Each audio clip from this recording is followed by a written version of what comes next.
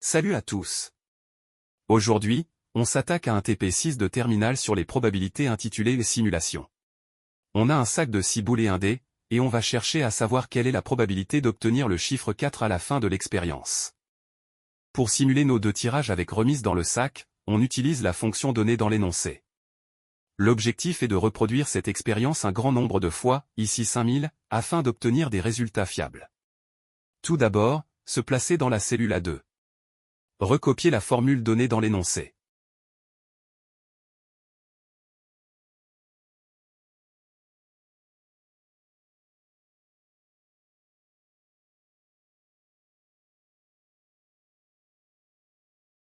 Appuyez sur Entrée pour valider.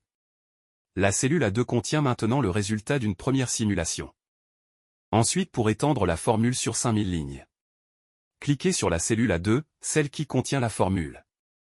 Allez dans la zone de nom, en haut à gauche du tableur. Tapez la plage suivante, A2 à A5001. Appuyez sur Entrée. Toute la plage de A2 à A5001 est maintenant sélectionnée. Appuyez sur CTRL+B. La formule est automatiquement recopiée de la cellule A2 jusqu'à la cellule A5001.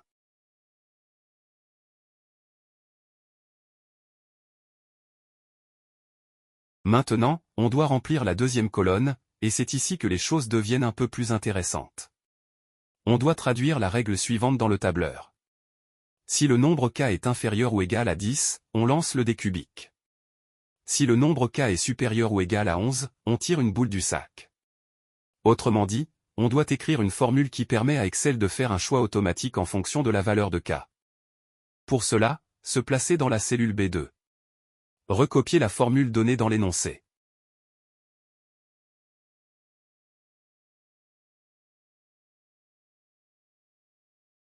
Appuyez sur Entrée pour valider.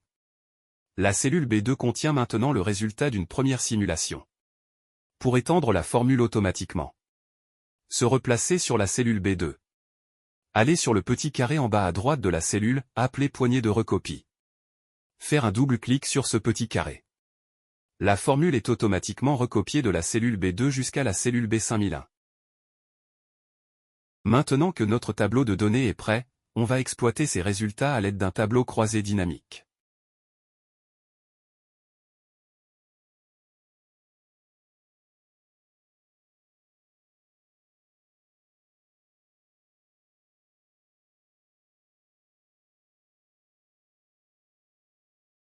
Sélectionnez tout le tableau contenant les colonnes, nombre k, et nombre m, en appuyant sur CTRL+A.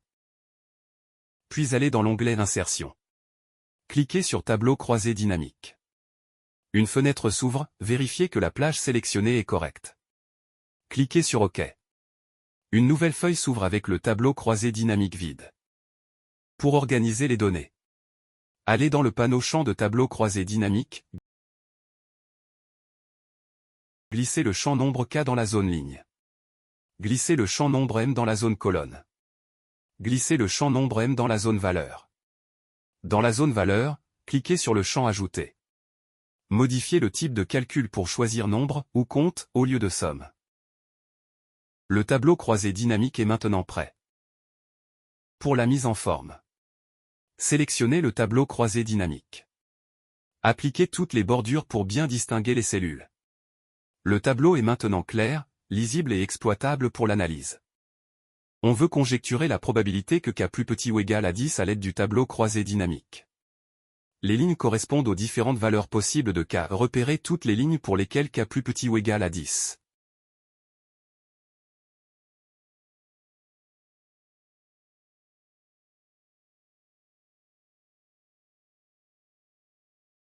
Relevez les effectifs correspondants.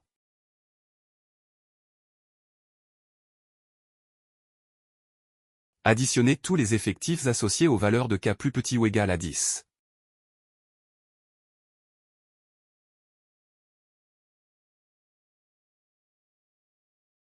On obtient le nombre total de simulations où k plus petit ou égal à 10.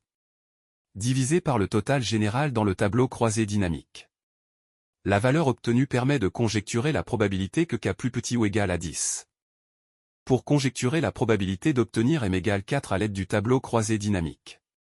Ici les colonnes correspondent aux différentes valeurs possibles de m. Identifiez la colonne correspondant à m égale 4.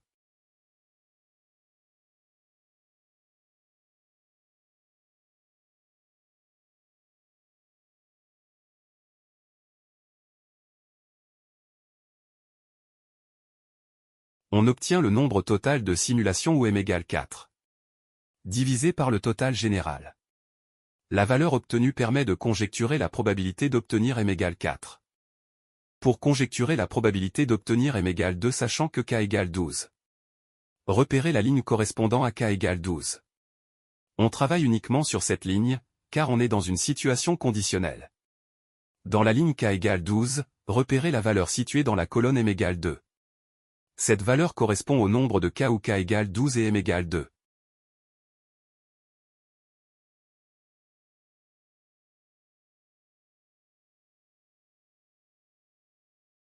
Divisé par le total pour k égale 12. La valeur obtenue permet de conjecturer la probabilité d'obtenir m égale 2 sachant que k égale 12.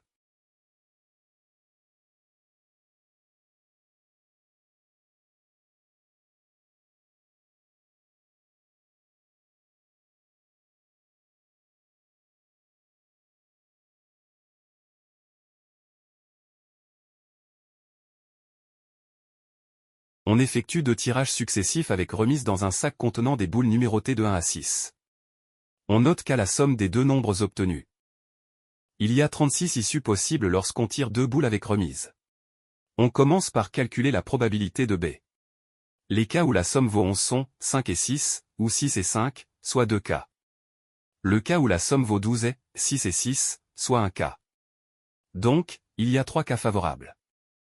La probabilité de B est donc égale à 3 sur 36, soit 1 sur 12. On en déduit que la probabilité de A est égale à 1 moins 1 sur 12, soit 11 sur 12.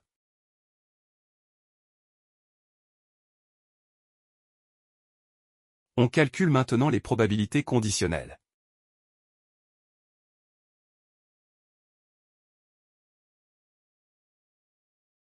Si l'événement A se réalise, on lance un dé équilibré.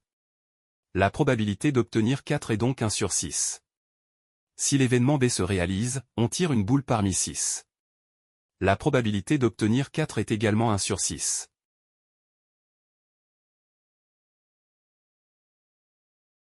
On peut maintenant utiliser la formule des probabilités totales. La probabilité de M est égale à P de A multiplié par P de M sachant A, plus P de B multiplié par P de M sachant B. Cela donne 11 sur 12 multiplié par 1 sur 6, plus 1 sur 12 multiplié par 1 sur 6. On factorise par 1 sur 6. On obtient 1 sur 6 multiplié par 12 sur 12, soit 1 sur 6. Conclusion, la probabilité d'obtenir M égale à 4 est égale à 1 sur 6.